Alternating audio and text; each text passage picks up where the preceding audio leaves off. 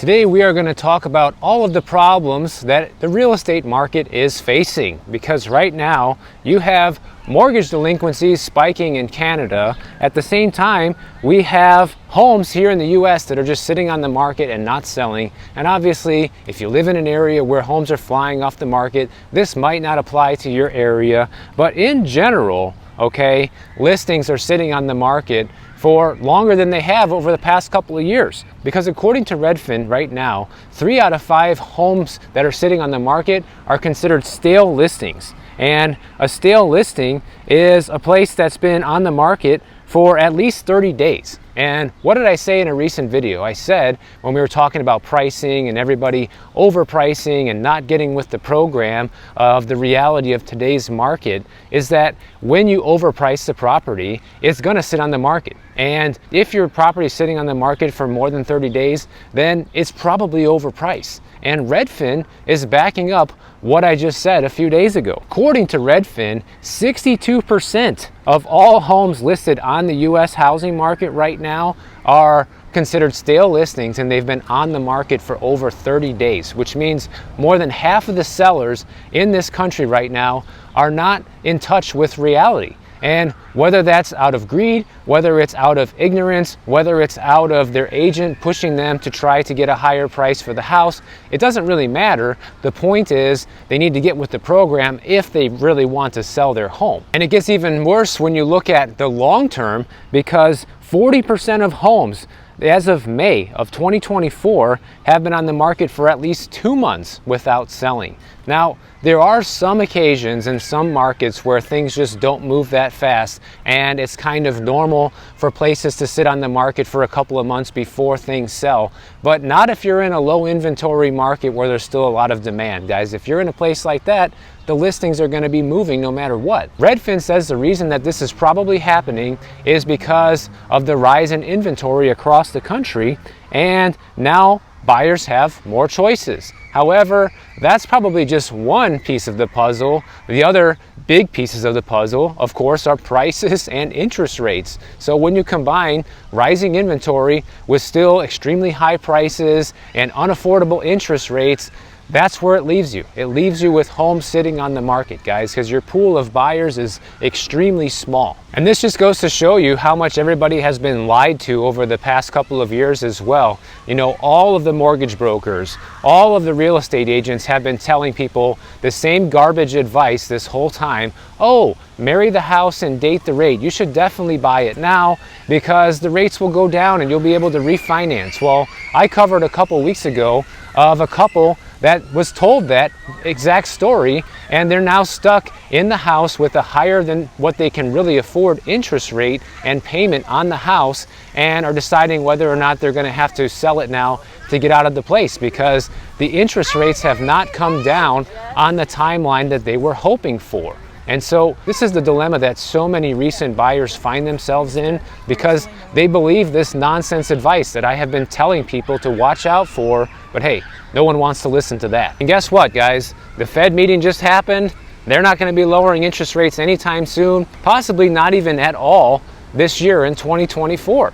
So people that have been hanging on every single word that Jerome Powell is going to say in order to go and refinance their home or to potentially jump into the housing market is going to be waiting for quite some time. And even when they do start cutting, it's not going to have a meaningful impact on mortgage rates for quite some time. This is why my advice has always been the same. If you can afford to buy in today's market at today's prices and today's interest rates, and you're confident in your purchase, then go ahead and do it, guys. But if you are sitting here on the sidelines waiting for one of these factors to change, that's going to be the only way you can afford it. You're better off renting right now. So according to Redfin's analysis of this situation, they say that the increasing number of homes for sale on the US housing market, combined with slow demand right now and high housing costs, means that less desirable listings are piling up, leaving some of them without a buyer.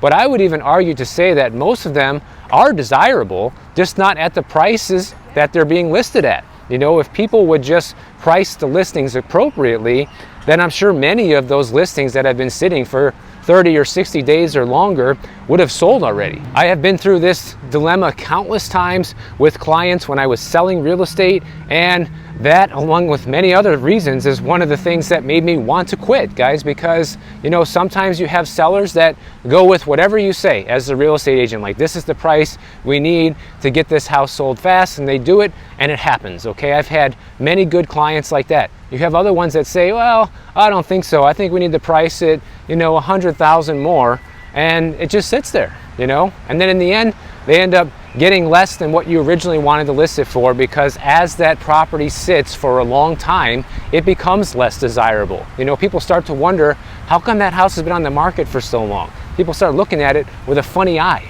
you know. Now, homes that get listed in desirable neighborhoods, you know, where the school district is really good, and affluent areas where people can afford the houses, they typically still sell very fast. And what I see, at least what I see most of the time, not so much in Miami, but in other parts of the country, is that the agents that work in those neighborhoods, they know most of the time how to price the house appropriately to get it sold within that time frame. But, you know, in Miami, it's a different story. They price houses, you know, to the moon, and you see houses sit on the market for years that aren't selling. So clearly those people have no idea what they're doing.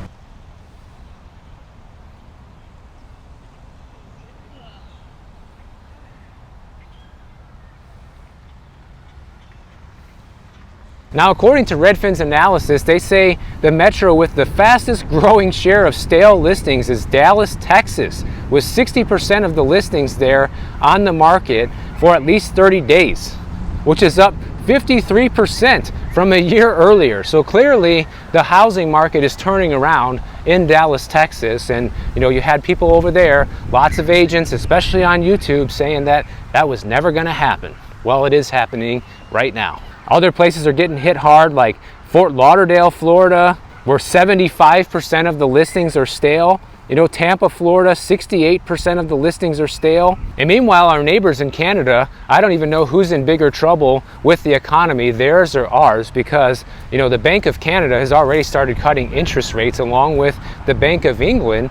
And a lot of people were thinking that the Fed was going to start doing the same, and so far they haven't. But it looks like those guys are actually leading the way in terms of this economic meltdown, because the amount of people that are severely delinquent on their mortgages in Canada right now, which means 90 days or more without a payment, reached $1 billion for the first time ever in the first quarter of 2024, which is double the level that was ever recorded before the pandemic. So there's over $1 billion worth of delinquent mortgages up in Ontario, Canada. Just in Ontario alone, guys. This isn't even the whole country. We're just talking Ontario right now. And they're saying that the worst part is that the trajectory is still going up for this. So they anticipate more delinquencies moving forward. It's not like the problem is improving, it's just more people continuing to default and not make the payments. And this is what you get when real estate's too expensive and the interest rates are too high combined with it. People sign up for it thinking they can hack it, but after a few years go by, they realize they can't. And I think you're seeing it in Canada first for a couple different reasons. One, because their real estate's even more expensive than ours here in the US. And number two, they have to refinance every 3 to 5 years in a lot of cases. I know some people from Canada have written me saying, yeah, you can get a longer mortgage than that, but a lot of people don't have it. And what this shows you is how much people are struggling with inflation and the cost of living right now. And a lot of people bought into the FOMO of the market there, just like they did here, and thought they could get into this house and not have to worry then that they're going to be able to make the payments. But it's turning out that that's anything but the case. And like I said, they have to refinance their mortgages a lot more often in Canada. And look at this. Of all the mortgages that renewed in the first quarter of 2024, around 9% of them saw monthly payments soar by more than $500. So imagine your mortgage payment just goes up by $500 at the beginning of the year because you had to refinance. And that's not even including your property taxes, your insurance, any of the other hidden costs we talked about the other day, those phantom costs of owning a home. So it's just too much, guys. People have already gotten spread so thin with buying these houses, and now it's finally catching up with them. And the unemployment rate in Ontario is a lot worse than a lot of places here in the US. It's at 6.7% right now, and in January it was at 6.2%. So people are losing jobs and businesses are closing in Canada, and the situation is more dire than it is here in the States. So they just cut rates over there by 25 basis points, like whoopity-doo. What's that really going to do, guys? For these people that are refinancing these mortgages right now, do you think that's really going to save them any money? It isn't. It's not going to be significant enough. And so Canada is basically giving you a preview of what's to come next here in the US, and what I've been telling people for a long time, that once they start cutting interest rates, in this case the Bank of Canada, it's already too late, guys. The damage has been done and the distress is already in full force and continuing to get worse. That's exactly what's happening in Canada, and we're going to be next on the chopping block. Equifax, they estimate that about 34,000 customers missed a payment on their mortgage in the first quarter, which is a 23% increase from a year ago, guys. Imagine delinquencies going up by 23%. That doesn't sound the alarm bells for you? And our neighbors to the north, they're doing exactly the same thing we're doing here. It's not even just mortgage debt that people are in trouble with, but they're taking on all sorts of consumer debt over there. In fact, their consumer debt rose 3.5% year over year to now 2.46 trillion. And many are over there are also unable to pay this debt. You have over 1.2 million people right now that are missing at least one credit payment, which is the highest number that we've seen since 2020, when the governments came in and bailed everybody out. So it's all starting to come full circle. You're starting to see the delinquencies rise. You know, the demand for real estate just isn't there in a lot of places anymore. And it's turning around, guys. That's why when people like try to pick on me and say, oh, when are you going to admit that you were wrong about all this, Michael? Like, I don't feel like I was wrong. I feel like I was just early. You know, when I see all of these things happening right now, this is just a sign that I was just a little bit early to the table. Not that I was wrong, it just didn't happen on the timeline that I thought it would. So the type of debt in Canada that's at the highest risk of missing a payment right now are things like auto loans and lines of credit. So lines of credit usually come against your house, guys. Most people take out a home equity line of credit. So people that don't pay those are going to get foreclosed on. So they're literally paralleling what we got going on here, but it just seems like it's getting worse over there faster than it's getting here so far.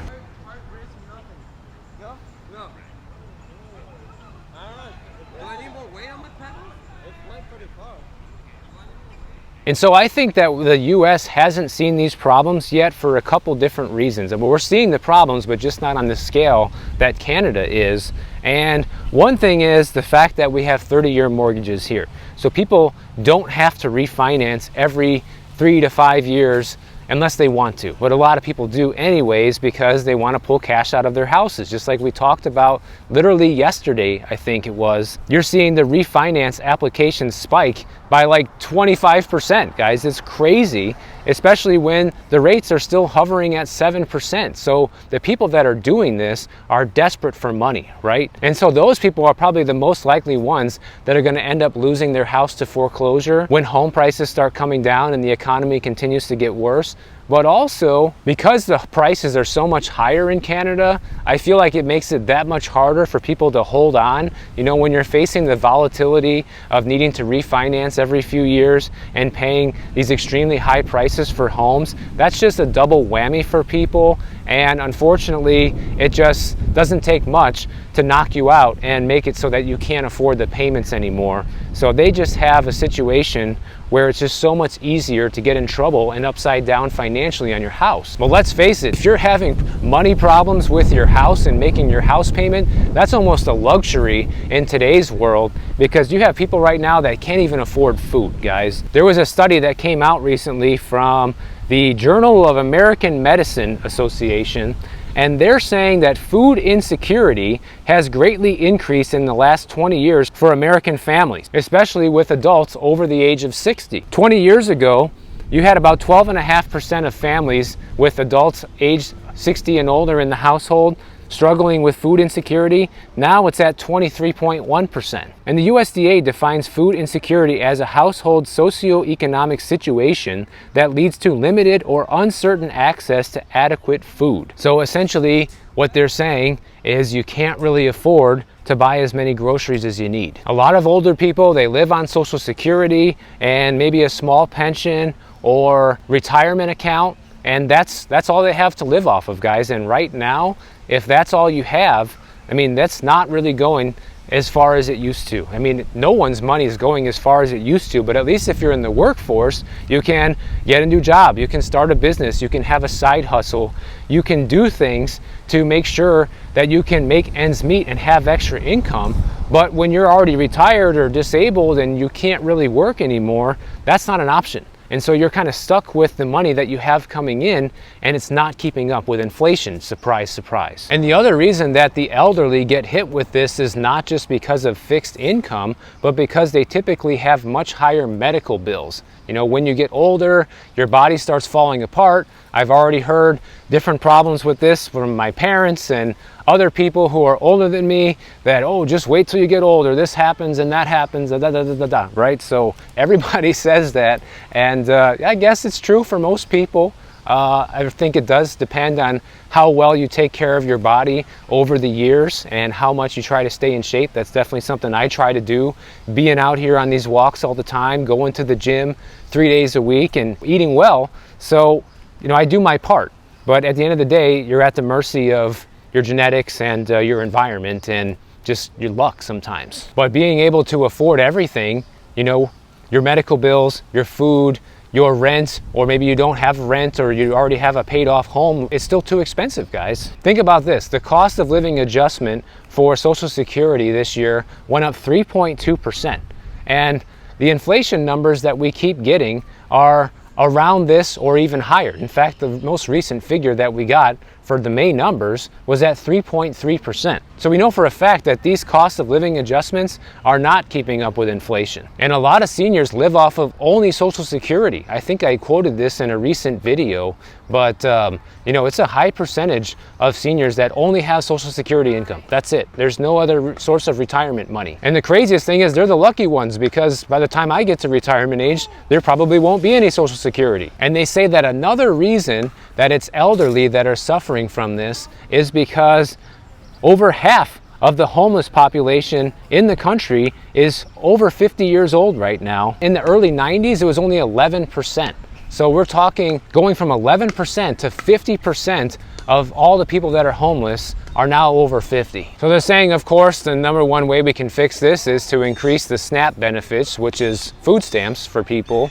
And it's not that I'm against that, guys. I just think that we shouldn't be raising taxes to do it, right? Because that's always what the government wants to do. How about diverting the crazy amount of tax money you already collect into things that actually matter and towards the help that people need, like things like this. According to the USDA, you have about 5.3 million households with older adults that are using SNAP right now. There's supposedly many other households out there who are eligible for it, but they don't take advantage of it. So right now, SNAP benefits are $250 a month, which they say is inadequate. But listen, guys, I mean, $250 a month extra for food stamps is better than nothing, right? I know that doesn't go nearly as far as it used to, but I'd rather get that extra $250 if I need it than $0. So just another day in paradise where all the problems in the world are continuing to get worse and people can't afford food, people can't afford the houses they live in anymore, but all is well. Now, as pessimistic as I sound all the time, I do think that eventually